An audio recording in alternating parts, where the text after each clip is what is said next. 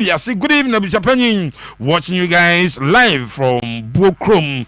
Junior Jesus. Or say Broniba Junior Jesus is my name. I'm watching live at Nayak Mining Company Limited at Dunkwa Free. Okay, thank you very much. Live at Time Advertising. Just so greetings to Bishopani Pepe and the entire crew. In fact, the problem of Man U today is positioning our players on the field and giving them their right duties. Our players are not given the right or preferred roles, but we still hope glory ahead of us. Glory, Man United. We every was HR just so Martin Kofi and the Duaba Pepe. Aqua. Yes, Major Sobia. Yes, the Stars are in town. You were there. 22 players are Mubedu ye. Mami brief yikaka report we about Mubedu ye no. Yentie hon sam kakra ansani ye. Yes, Menasi. Na the chain say Blackstars. In fact, I'm coming no more. Yes, I tell for mon journey. I wa koma 87.9 FM. Behwe airport or brown or landi ye or move ni nyina videos no. I wa koma 87.9 FM on Facebook. Bra na behwe bi open you to us. Oh sir, Blackstars movement, you know. Now you know. So as at 8 a.m. this morning when I spoke to Henry, he told me, say, on to me my specific time. They need to get to the airport, yes. And then when things are sorted, you will let me know. And Mame and Henry Asante Chuma Sepa. Okay. Eti Omukodru airport yama omo clearance, green light, omo check-in nana. Or try picture they send me say omo the check-in. So quickly we had to mobilize and then rush to the Prempeh International Airport, Pia. It's from Kia to Pia. Yeah. Now as you could yes, new airport, and of course because international airport, but it will pretty domestic. Yeah. But person will employ all the international standards into any back or no, and you man and share any pesa. Okay. Last time we went there, remember I spoke to the manager in charge and requested that the media will want to get closer to the team to at least capture the flight, touch it down or tarmac. So any idea, but this time they turn it down. Say space in a war, baby, a new we know any baby, old one, arrive, you know. A very difficult at their moment, so they couldn't allow us to get access to plane ever touch it down. They say Musia near the bus, Abefamu, to say the normal airport to be a you know. Okay. Now at Mwaba arrival hall. It's honor Omukofa Blasters place, yeah. Omu Ebedri. Okay. Now, young fun to just say all the players invited, no. Mienu and MI. Yes. Mienu and MI and 10 p.m. tonight. And he expected Jordan Ayew. So I touch it down El Kotoka International Airport. On Elisha Usu. Then Elisha Usu and so I touch it down. So those are the two players are one more MI. I was trying to do some mathematics. I just a Blastars team, no. I be call 25 and 24 because 22 are in town. And they have 2 more in him. But I'm still confused about something, and you get me. Okay. So we invited 24. And a Bako, a prayer. And at the O'Brien, he has been replaced. And still we have 25. And you invited 1 new player, which is Forsen Amankwa. Later, after we spoke to Henry Okoye, I was confused because my mathematics name is so. The coach invited 24 players. Sorry. No, 23. Or the kind of 25 and a by enough a confirmed list no was 23 players. Or the 23 now. Now 25 near yes. Or Mombebano. Now about 26 man squad crowd. But what do I now so 23 Matthias Yanuano. And about could pray I know replace you know. And a new one 23 yes, and a new one and I'm making 24. We invited 24 players. That was where my confusion was. When invited 24, invited it was 23. Answer earlier. Remember the 25 in the buy. Yeah. And we'll be confirmed with 23. Yeah. And we'll replace this man Jiku who got injured. Yeah. It's 23 and now forcing a 24 players, you know. And Omo Eba. Na 2 MI. It's 22 players, including Forsen Amankwana. Onya late call up on Waba Abidru. Forsen Amankwa. Onya late call up. I ready that. In fact, Forsen was supposed to be in the yeah 26-man squad be a buy no na say force him because per our checks he had been invited but unsa me beka say opiki injury bi Norwich any Crystal Palace Carabao Cup no 13th minute and opiki injury e man coach ne ka so fit it weekend ball mo boy obobi and a coach invite and the exclusion some of us na because he had been given the invitation and he him say oba but you sure say arrangement na mama forcing abeka team unti all the players are in camp with the exception of Jordan Ayew and Abranche Dede Elisha Usu. Then technical team no sabusia obia ho na yene Henry Edin komo ebusan about the condition of coach Otuado. Remember say Otuado any the other technical team members no konya accident. Etini ebusan about omo a condition.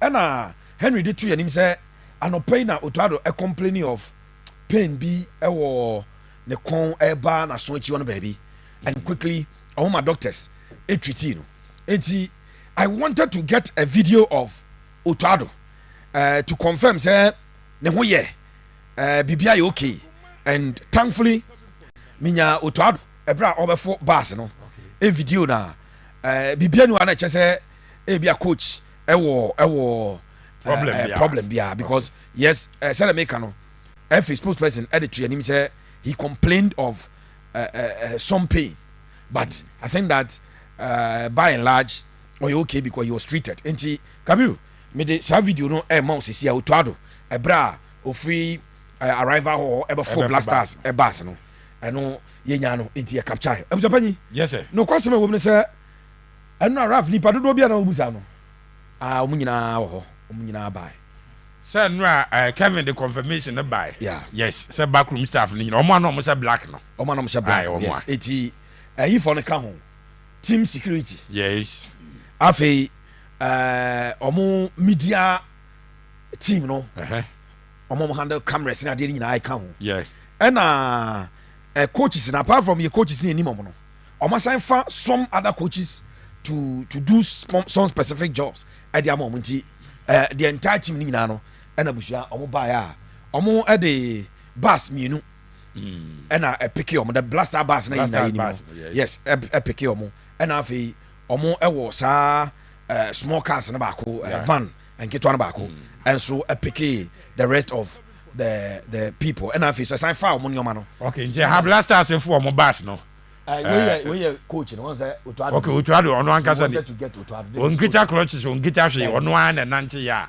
obefo I say for mumra kuma 87.9 FM na be Kabiru ko wachi kakra ne ensan hwe sa video ni bi time a Otuado eka boys aha and off bus ni pepe oni yes so Otuado per my checks any bibia see obi and bibia nche say ebia accident no of course yaka say on my thorough medical examination talking to Henry and Chino on my who say they didn't take it lightly say car no or see obi an yenti on my all the medical checks all the scans so mucha so that yen konya problem bia on my nyina and no confirm say omo good to go and untina coaches nyina wa omo omo dwo okay eti yes team no lodge and aso omo da Golden Bean Hotel. Okay. Blackstars at the Golden Bean Hotel.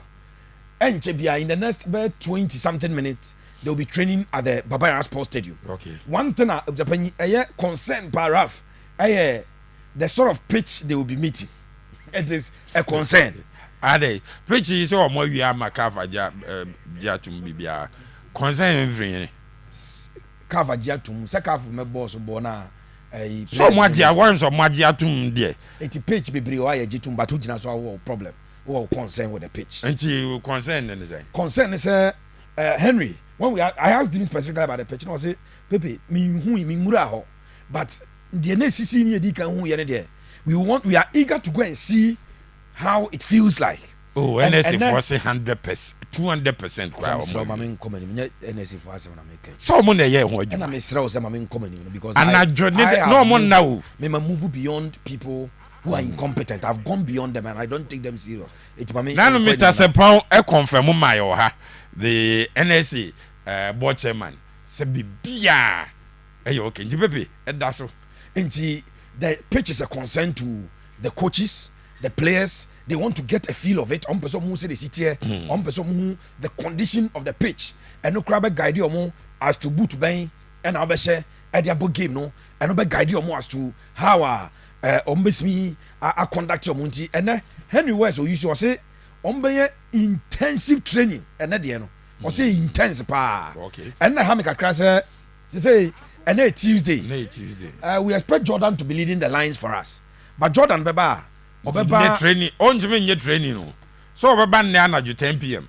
and then the only training cry a day to the game won't even intensive training ya Henry it was send the pan on by training and now me expect senka you leading striker ebe Jordan the last 2 games a boy no we prove say on the bottom of 9 na ebe boa ye call Mali Mali World Cup qualifiers no on the leading lines no and ye be Central African Republic or sign leading lines no eti and a training no be according to any Asante Chum omo ye intense training pa and we expect say boys ni na no ebe wo now I was upon one thing say the morale of the boys on say utimi team na wo hwe omani ma monza ma me video ba ko no ba bia na ha wo hwe ha na omo ba na wo hwe mrantie na nima vem no was ro I say na say Blackstars me kai China de any go twa ya na se de kura na ba ko kura nsiri no mo be kwa afcon no mba ha no boa omo be kwa afcon so me campaign wo Kumasi na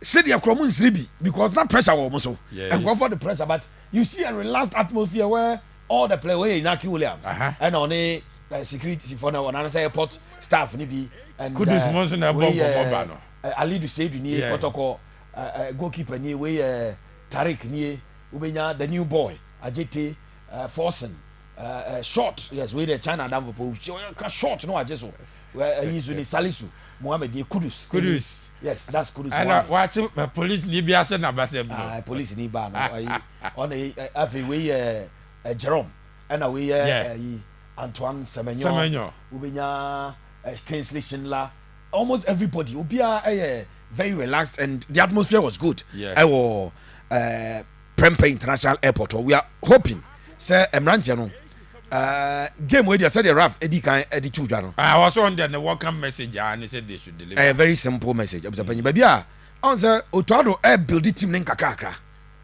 clearly Otuado is on a mission to build the Blackstars in China now me catch say opesonya a clear idea of what Oto is doing now take the 3 collapse away if he was back as Blackstar coach no ubos about 95% of squad no the same ubos players bia amatemu ni the demo no well decided they are not more part of Nadia no it all building something and in the building process no say one shey no nya a resource and shedan koyi na echita for no be charge was enka we wo ho a enka we wo ho a sa de nya bape the pressure to entire team ni nyina so enti in the shoes of Otuado I know he will be hoping to get a very good scoreline game na yebebo no said be ya and truncate ade na all in process na all building nyina no and truncate ade no and so enfemfio I feel that is what the coach will want to do and clearly what any 2 in the 3 collapse now I na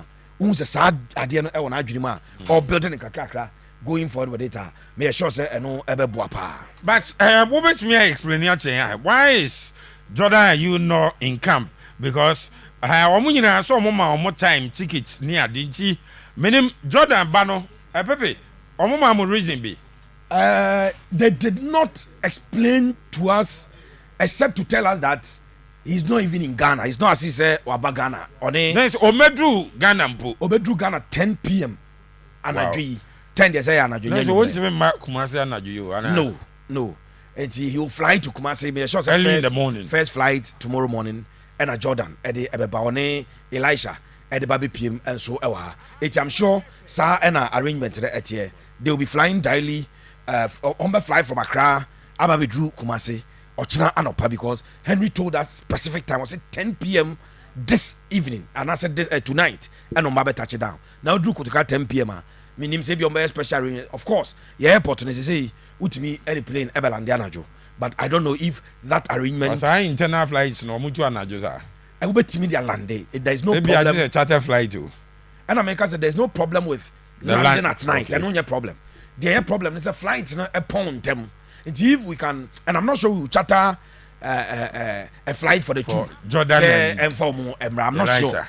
I don't know, but I'm not sure that will be done. And next you could do Baba Yara here. I'll ask Henry about it. Say what is the arrangement for them? So we draw. Yen driver umra and me not sure say no quite option. Say a driver omo. Then on the fly we are imagine tomorrow first flight in the morning. At the Omba Bidru, they will join their colleagues in camp so that omo ebeye training nyame adoma. So far, omo arrive at there. There's no problem, and plus omo invite you with the exception of Jikua, who play into Yamano, who be an wama, who be a part of the trip. Pepe Edwin Chemuna ba 22 players and Omalandi Yashani said Jordan Ayu and Elisha Uso Musa Yumre 10 p.m. Pepe omo ebe touch it down. Now say and Kasamafo at the Magana Football Association Henry Asante Chum. On it, Akoma FM 18 Komono or the two. At the moment, we have 22 players in camp. 22 players traveled from Accra to Kumasi. The only 2 absentees are Jordan Ayu and Elisha Owusu.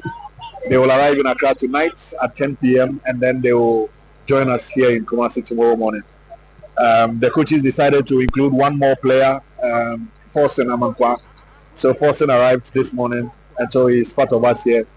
We've had the likes of Mohamed Kudus, Kingsley Schindler, Abdul Mumin, Inyaki Williams, Lawrence Atiziki, Ali Duseidu, Salisu Mohammed, and a host of others joining us last night. So, and then this morning, Joseph Pintel arrived. So we traveled with 22 players, and the other 2 will join us tomorrow. So what is the plan for today?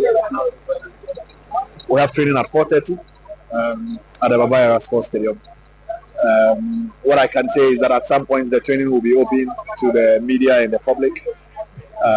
That's it for today, and then tomorrow we'll do the official match day -1 training, which is at 4 and 5:30 p.m. Angola will train at 4 p.m. Ghana will train at 5:30 p.m. This is because Angola, the away team, must train at the kickoff time as stipulated by the regulations. And then we will train after them, and then we have decided to train at 5:30. The official pre-match press conference for Ghana is at 5, and then that of Angola will be at 3:30. Yes, that is the arrangement we have made. I'll meet with the match commissioner this evening, discuss with him, and then we'll firm it up and make the announcement. Aside that, I don't think because the schedule is very packed, we may not be able to take part in any social events before the game, but we will try as much as possible and appreciate and acknowledge the fans after 90 minutes. And there is nothing better than winning. There is nothing better than the play. Yesterday we had back-to-back conversations with them. Eventually we were informed they will arrive tonight. So Angola will arrive from Luanda straight to Kumasi at 6 p.m. this evening. That is the information we have. So because they will arrive at 6 p.m., they will not train today. They will train tomorrow, and then we are off on Thursday. Yes, into Henry Asante Chum, Kasamafo, the Ghana Football Association, and I'll say, Blackstars, Obobo, register no, Nafi, Uye, or the Angola, your opponents, so I want some, rival, any movement, or Ninano. To us. So we are live on a 87.9 FM now. Brandon Thomas Asante, Abrantia, or Casquada, you invite you know. Now, or Casa or see, on the day, Obitimia Casamurano was so, or you're so confident. Now, there's so ye at the Blasters and I got the piano, or you're ready to say, obey. Yes, definitely. I mean, I've grown up looking. I'm looking on the TV normally for Blackstars games. So now that I'm here, I'm still supporting in the same way.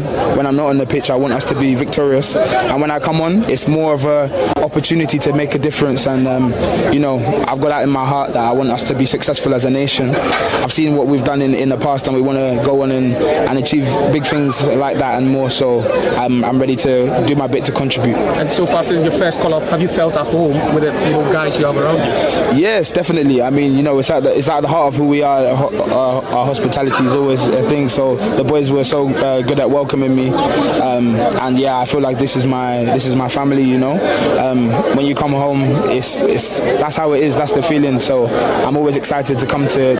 It's Brandon Asante Thomas. Na the first call up or the home some to Janani Japan. I was so ready to deliver.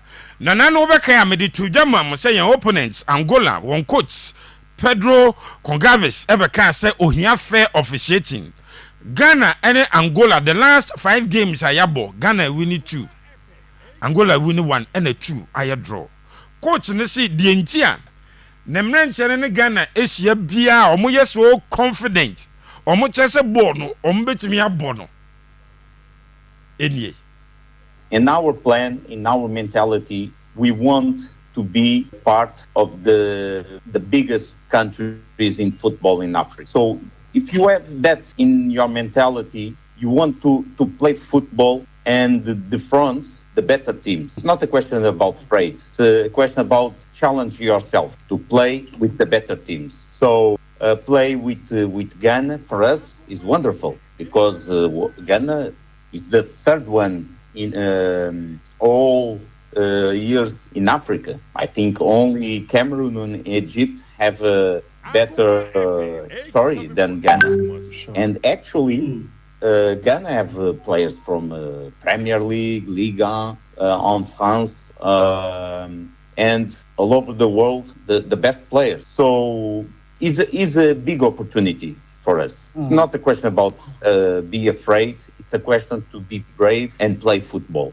and do your best to challenge yourself and try to get the win. Is very important, that 3 points, and we will do our best for that. Pedro Congaves HM1 come before so 3 points in the piano. Omobeye the Blasters are in town. Yadika welcome omene me de Jama Bipa Ebremo the General Mura Group. They are here. Yebe Jama pa we akwaba. Yade Emma the Blasters of Ghana Nina Mura and ye boost Senyame Adoma Wednesday and sorry Thursday on betting us Ghana Nina and Munyam into the Generals Mura Group. They are in the studios. Enche over Chomon Cancer. The boys have touched down. What the kind of welcome message? Amomo. So far, 23 players are coach. They invite you know. On say onya injury be jiku engineer say or replace no. And later we another say mu 22 and I touch it down. Our more a work Kumasi they are in camp now. Say the Henry Chim no say be 4:30 or more first training no. Ebe basu ye share ni mu Jordan are you and Elisha Wusu are not in town. They are not in Ghana yet. Almost by 10 p.m. and you made it normal landing. And Angola for so you heard by 6 now or more Abidu. The Blasters of Ghana. National team adwuma is the most difficult job a coach able to media amount. Sir. Omo be do that way. Omola as of Enra one person trainee. Enra no more 10. And omo fa playing be do hard abay. And on be do and be 11:50 a.m. no more touch it down. Born that bay. Yeah, born Thursday. Can you imagine? So only full house. Only yes, a full house. I say we say. Yes, then Jordan will start the game. Jordan is not in camp. The Adiana a national team adwuma is the reason why appointment of national team coaches and yeah no biani de manono. The only contact hours I will be contact hours at teacher nika contact hours. The only contact hours I would to Benya with Blackstars players. Be a day to the game. Hey, now the Kobo match no. Now I'm going to Musi and John. I sent in a make the appointment no. Ojune Sanya man na no say naive coach bia. afei na prepare a 4-3-3 formation. afei no obeche afei ni ye bekyere na wo ayi ne we ha adwuma ne nye debi nye sa adwuma ne bi ne ye no national eno no ye eno coach ne mta va hotel ho nyina so coach bi omo anko pre-season omo anko no anti omo ba hotel room na omo da no e dia anadwo no afre from no aka say bra say eno ko mu here rest eno you omo say here rest. I'm telling you, national team coaching a very difficult job to do. You have less than 2 days now. They are training now. They are coaching park. So we are you almost said to Morocco. Go Morocco. Now a day after. Now they was have a game. So for me, we must appreciate the difficulty of a national team. The appointment of national team coaches a very, very dicey job. You must look for the one. On here long period of time to institute the philosophy.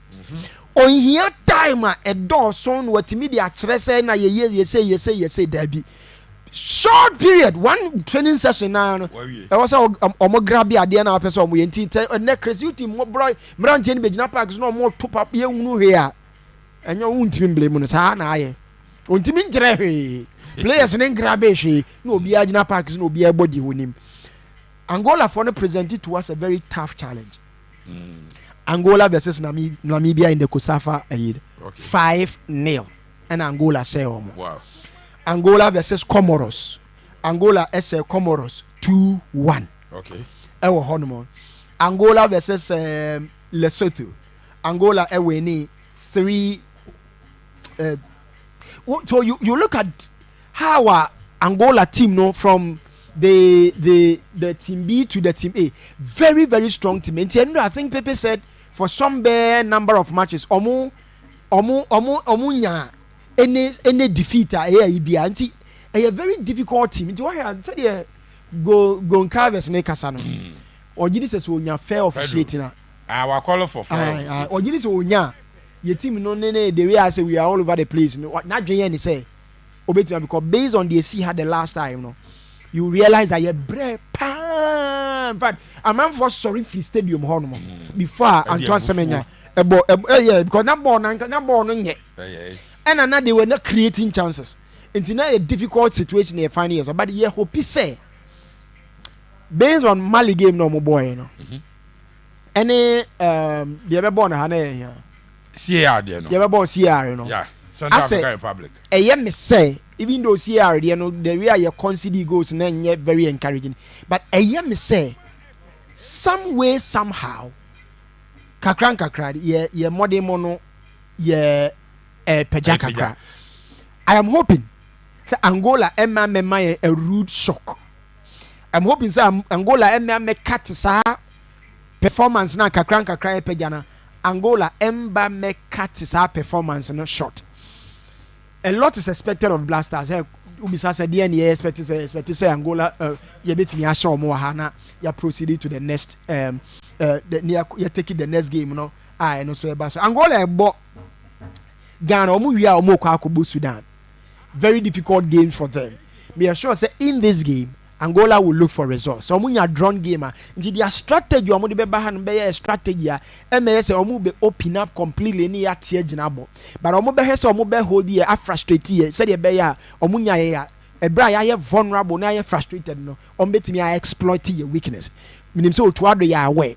Afei yen Ghana team no yen play you call Mali no. Overall play no never hono ball na nkasa yetumi a boy. You create chances. The players were clinical. The players no live up to expectation. In the game against CR no ye nhunu ne sa.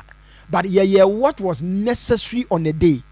Because on that day Nkrofoni came with a strategy and the strategy no were key to perfection.